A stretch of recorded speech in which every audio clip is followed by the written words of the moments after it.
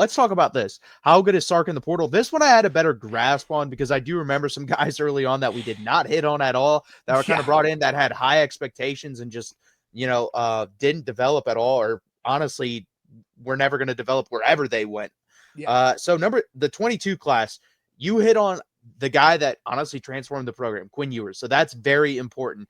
And Ryan Watts also was a very good football player at Texas. Probably played the wrong position. I think he was probably a safety playing cornerback, but that is what it is. He was good while he was here. But then after that, it just Isaiah Nayer, I think, would have been a special player at Texas. I mean, the guy just ran a 4.4 at the combine with 2 ACL surgeries, and he's 6'3", 220 pounds. That guy's going to be good in the NFL. I'm pretty confident in that if he stays healthy. But then after that, Jai Hall, super high expectations. Let's not even talk about it. I think he transferred like 4 schools in like 1 or 2 years or something like that. Jaleel Billingsley did not hit at all, had high expectations for him. Diamante Tucker Dorsey was okay. I didn't really have high expectations for him, so that's fine. And then Tariq Milton from Iowa State, I did have a big catch, I believe, in 1 or 2 games, so I'll give him that, but really didn't do much. What do you think of that class overall?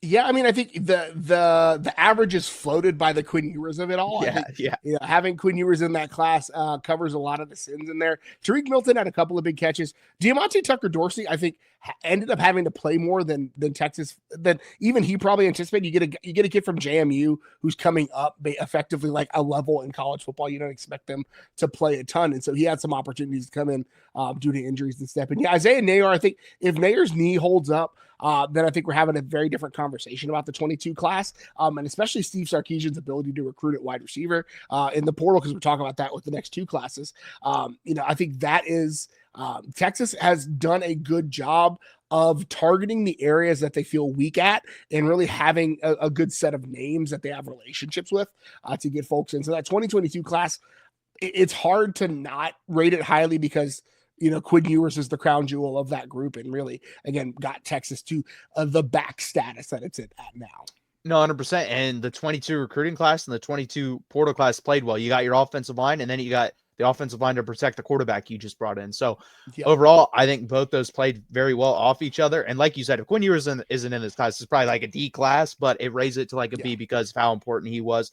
The 23 class was a lot better. We got a really good punter in Ryan Sanborn. You have A.D. Mitchell, who stayed healthy at Texas. That was his big issue at Georgia because he was really good on the field at Georgia. He was really good on the field at Texas. Gavin Holmes, who played very well and got better on his time here at Texas. Jalen Catalon, again, health. That guy's a good football player. The problem is he wants to kill everyone he hits, so he ends up hurting himself. And then Trill Carter was honestly probably should have played more. I think he's actually a decent defensive lineman and played a lot at Auburn. So what do you think about this one?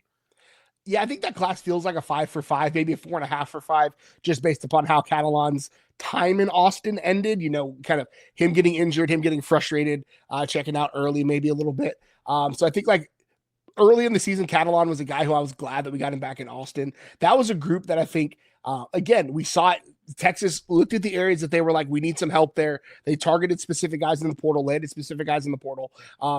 Texas got a big assist from A.D. Mitchell having a kid in the state of Texas. I'm never going to I feel like his daughter should get free tuition whenever she's of age. So in 16, 17 years from now, his daughter should get free tuition because without A.D. Mitchell, Texas doesn't win the Big 12. Texas doesn't make it to the college football playoff, right? Like that big catch against TCU always is going to be on the highlight reels of Texas being able to get the job done in the last year in the Big 12. And so I think the story of, if 22 is like putting Texas on the trajectory, 23 is like getting Texas to the level where they want to be at. No, 100%. And what my mind goes to, if Isaiah Nayer's healthy and we still get A.D. Mitchell, imagine a trio of Isaiah Nayer, A.D. Mitchell, and Xavier Worthy. That would have been insane. We would have loved to see it. Next class, 24 class, which is a very good transfer portal class. They hit on a bunch of these guys, especially lower level guys like Lole and Norton played very well to what the expectations were. Obviously, Andrew Makuba came in with high expectations, and I think even overplayed that. Like he was very good at Texas. And I think honestly, if we're taking like 5 guys Texas is going to miss, I think Andrew Makuba is in the top 3 of that because he was so damn good on the defense at roaming around, making plays happen, punishing people when they came downhill, a la Gunnar Stockton in the SEC championship game. And then you land Bond and Golden, obviously a guy that was kind of an afterthought. Not for me, because I said, again, on this channel, he was my favorite guy coming over wide receiver wise in the portal. And he's proven that he's going to be a top 25 pick in the NFL draft. And then you have Trey Moore, who's still there. And then obviously Silas Bolden make a big play in the Red River game. So what do you think about this class? Yeah, I think if you look at and I want to pause and I manifested Andrew Makuba coming to Texas. You can go talk to some of my friends over at BON. Like I put it in our group chat at the end of 2 seasons ago. I was like, hey, if there's one guy that I want Texas to go out and steal from the portal, it's this kid. And he went to the portal like 2 days later, and Texas landed him.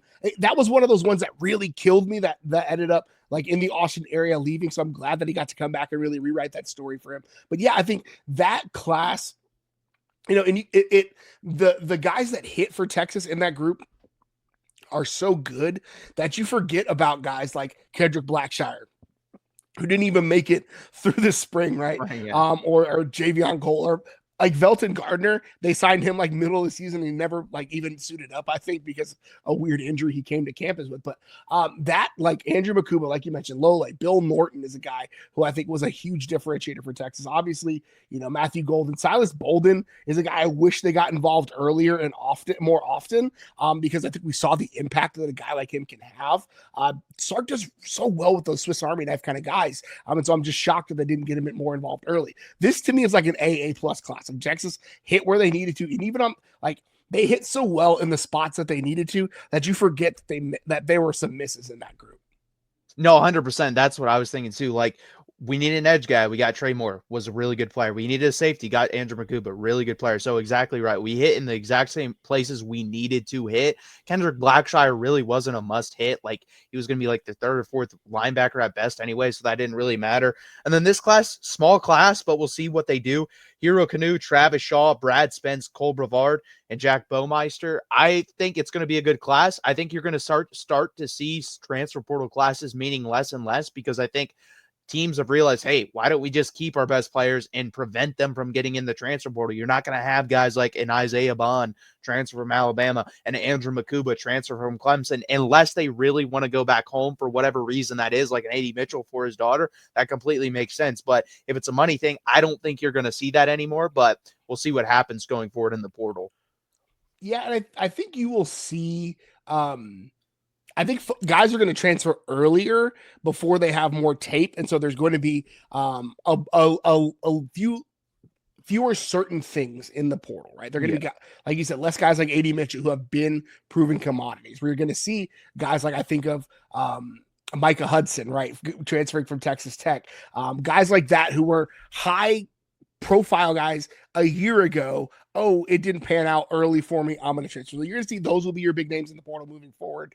And I still think you're going to see fewer guys that raise the ceiling and more guys that raise the floor. For me, you're going to see guys, and Texas is in a unique position where they can, one, bring these guys in and pay them, but two, if you come to Texas as a middling kind of tier guy and you put yourself on for a little bit, you are drastically raising your NFL draft profile, right? The high visible. I think of a guy, the perfect example is a guy like Calvin Anderson from a few years ago. This was pre-transfer portal, like came to Texas as a grad transfer, wanted to show that he could do it on a major level, and ended up signing with the Denver Broncos, right? He was a guy who came to Texas. So you'll see, I think, more stories like that in these classes. I think you may have 1 or 2 of them in this group of transfers in 2025. I think that's going to be more of your transfer portal mode going forward early and often.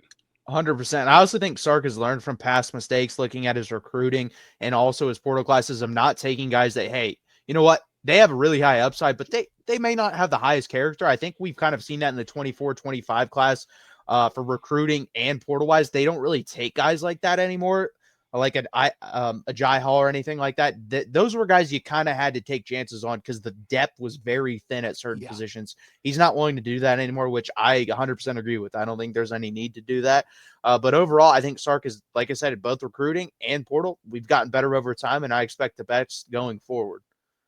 Yeah, and I think, early in Sark's tenure, and honestly, this is the Sark story at Texas, right? A guy like a Jai Hall was a high risk, low reward, or a high a high reward, low risk kind of guy. Cause you didn't like, if he comes in and hits, it's great. You're not building your entire roster around him. And that's kind of how Texas did with Sark, right? You come in, you get him on a discount early, and then you pay them what they're worth on the back end. I think that again is what you're going to see Texas do in the portal. No, that's true.